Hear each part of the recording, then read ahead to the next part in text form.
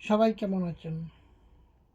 একটা কথা আছে, অযোগ্য ব্যক্তিকে যোগ্যতার আসনে বসানোও একটা অযোগ্যতার পরিচয়। নোবেল পুরস্কার হলো সবচেয়ে একটা সম্মানের। তো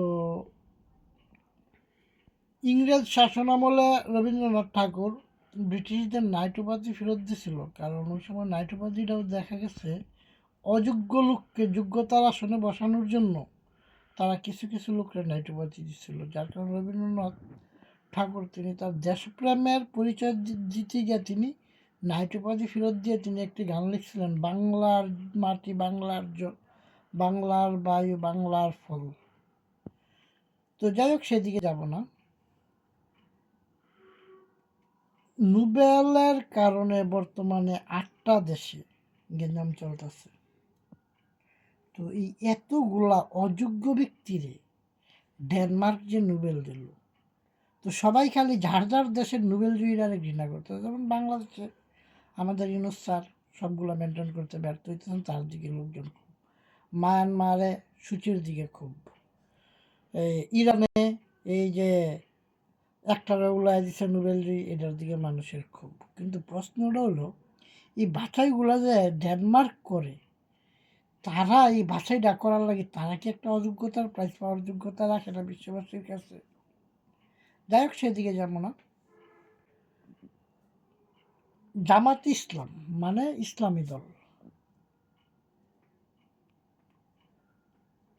তারাই এখন বলতেছে তারা ক্ষমতায় গেলে শরিয়া আইন কায়েম করবো না। তো আপনারা যদি শরিয়া আইন যদি কায়েম না করেন, তাহলে এই মাজার মন্দির এগুলাতে যে আক্রমণগুলো হইল, এটার কারণ কি? এটার কি কোনো সদুত্তর আছে?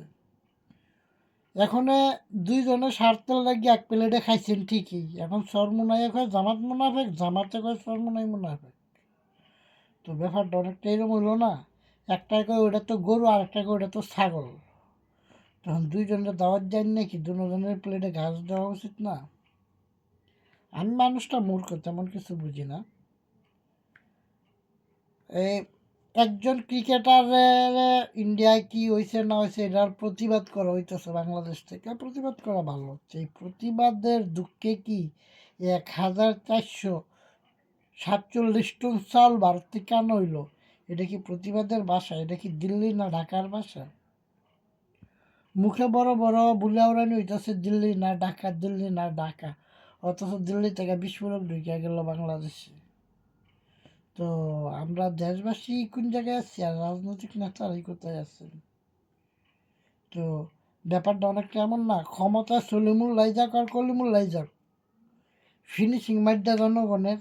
এই যে গ্যাসের সিলিন্ডারের দাম বাড়তেছে, চাইলের দাম বাড়তেছে, তরকারির সিজন, যার কারণে তরকারিটা মোটামুটি মানুষের ক্রয় ক্ষমতার ভিতরে। এই জনগণের নিয়ে কি দেশের কেউ ভাবতেছেন? 24-এর লাল স্বাধীনতা আনলো ছাত্ররা, অথচ দেখা গেছে ছাত্ররাই এখন এই ঢাকা কলেজ আর এন কলেজ টেন কলেজে মারামারি লাগায়, বাসটা ছাড়াই লুটপাট করে, হারাহারি কিলাকিলি করে।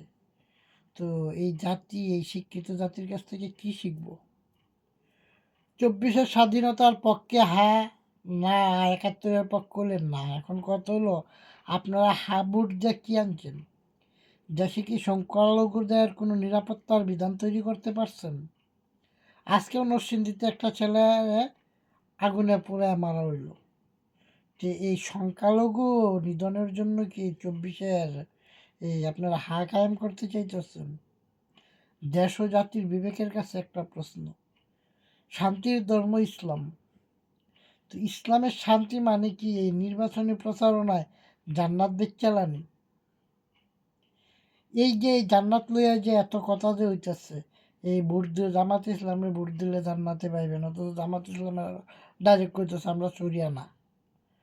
তো এই ব্যাপারে সাধারণ মুসলমানরা যে প্রতিবাদ করতেছেন না, এটা কি এই যদি ইসলামরা এক প্রকার সমর্থন দেওয়া না? দেশের শিল্প ধ্বংস, কারণ ফেব্রুয়ারিতে 1 ফেব্রুয়ারি থেকে বোধহয় মিটিং বন্ধ হয়ে যেতে পারে। সংস্কৃতি ধ্বংস, তো এটা কি দেশ কি আসলে আমরা এই গণতন্ত্রের দিকে আগাইতেছি নাকি ধ্বংসের দিকে আগাইতেছি? জাতির বিবেকের কাছে একটাই প্রশ্ন। সবাই ভালো থাকেন, মালিক সবাই ভালো রাখুক।